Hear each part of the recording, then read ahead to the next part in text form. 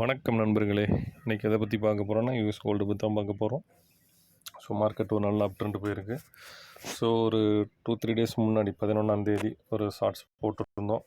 So market பார்த்திங்கன்னா 2912 ரேஞ்சில் trade ஆகிட்டு இருக்கும்போது ஒரு அனலைஸ் பண்ணி 2982 டார்கெட் ரீச் ஆகும்னு சொல்லி போட்டிருந்தோம்.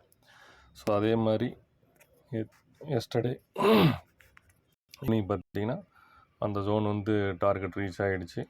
ஸோ இப்போ வரைக்கும் அதே கன்சால்டேட் அதே ஜோனில் தான் இருக்குது. ஸோ இதுக்கு மேலே மார்க்கெட் எப்படி இருக்கும் அப்படிங்கிறத ஒரு சின்ன அனலைஸ் பண்ணியிருக்கோம். ஸோ பார்த்திங்கன்னா மார்க்கெட் ஒரு அப் ட்ரெண்ட் போனதில் ஒரு ரீட்ரேஸ்மெண்ட்டுக்கு சான்சஸ் இருக்குது. ஸோ 2956 லெவல் வரைக்கும் அங்கேருந்து ஒரு சப்போர்ட் எடுத்து ஸோ திருப்பியும் கண்டிப்பாக மார்க்கெட் 3018 வரைக்கும் போகிறதுக்கு சான்சஸ் இருக்குது. ஸோ நெக்ஸ்ட் வீக்கில் இப்படி ஒரு மூவ்மெண்ட் இருக்குது, சான்சஸ் இருக்குது. ஸோ இந்த ட்ரேடிங் இந்த அனலைஸ் பார்த்திங்கன்னா நல்ல ஒரு டூல்ஸ் வச்சு தான் ரொம்ப அக்யூரேட்டாக மெயின்டைன் எடுத்திருக்கோம்.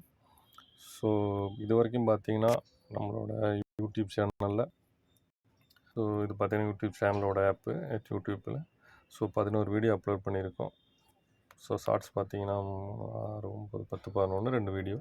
ஸோ இதில் போட்டிருக்க எல்லா டார்கெட்ஸுமே ஹிட் ஆகிருக்கு, எதுவுமே மிஸ் ஆகலை. ஸோ பார்த்திங்கன்னா மார்க்கெட் ஒரு டவுன் ட்ரெண்ட் வச்சு தான் கண்டிப்பாக மார்க்கெட் மேலே போகிறதுக்கு சான்சஸ் இருக்குது. பார்த்து ட்ரேட் பண்ணுங்கள். கண்டிப்பாக அது ஃபண்டு அதிகம் வேணும்.